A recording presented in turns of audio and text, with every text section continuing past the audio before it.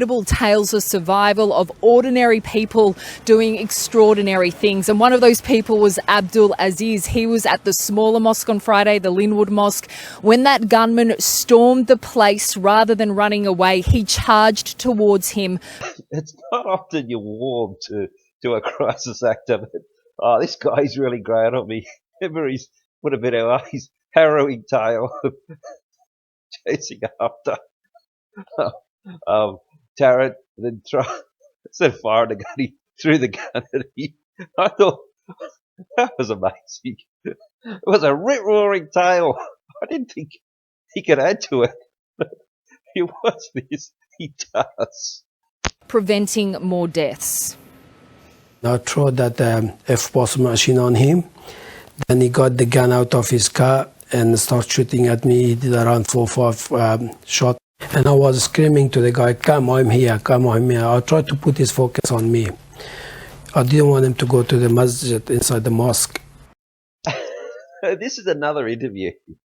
And it's as confusing as the other one that he's done. He's got new information with each interview that he did. He didn't include throwing the F-boss machine. He had ample opportunity. He didn't mention it at the other interview that he did. He's only mentioning it in this one.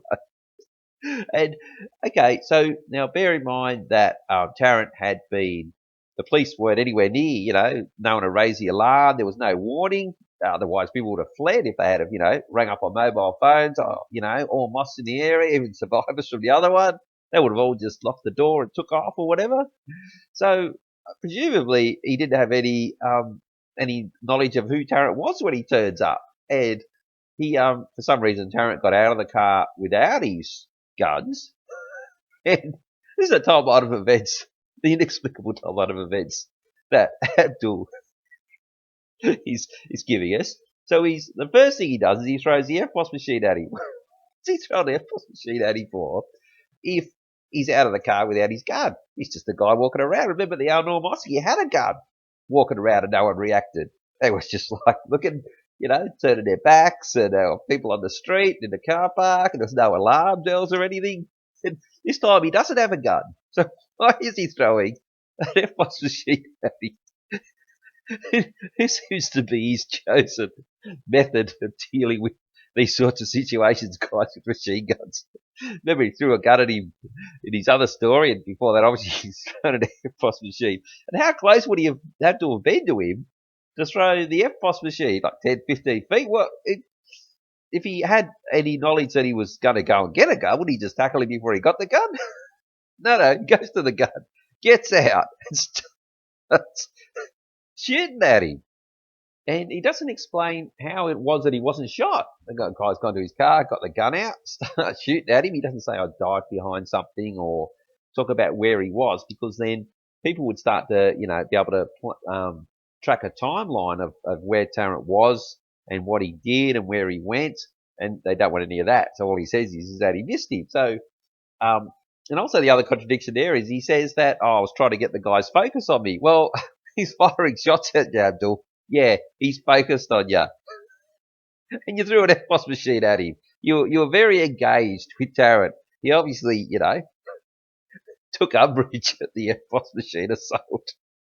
So if you try and tie the other story that he told, which obviously happened once Tarrant had left, because remember he said he chased him up and he was at traffic lights and he did a U-turn and he's, chasing after him with a gun. So this happened before Tarrant went in. So you got the F-boss assault. He doesn't follow him into the mosque, apparently. He just didn't want him to enter. And he then chased him out. And he had some shots fired at him. Actually, he doesn't say whether he was in the mosque the whole time or outside the mosque. Or was he chasing Tarrant the whole time? He couldn't stop him? Or did he wait outside the mosque while all the people were being shot? So obviously anything this guy has said can't possibly be true. None of what he said has happened. We just know that. That could never happen in the real world. If someone was actually running around with a gun shooting, there's no way. But the media can hedge their bets with these types of actors, because you notice that he's not with a government minister, with a police officer. It's just him and the media. And they could at any point in time, if people really question this guy, say, listen, there's no way that could have happened. Someone else does a conflicting story with some video that proves it. What he says, there's no one throwing F-boss machines. What's he on about? At any time, the media can just say, "Oh, look, we apologise deeply. He was just some guy in the area that just wanted some fame, and so we apologise for that." So, but if no one calls them on it, they just leave these types of interviews with this guy and all the other crisis actors out there. So they're hedging their bets because what this guy says is just utterly ridiculous.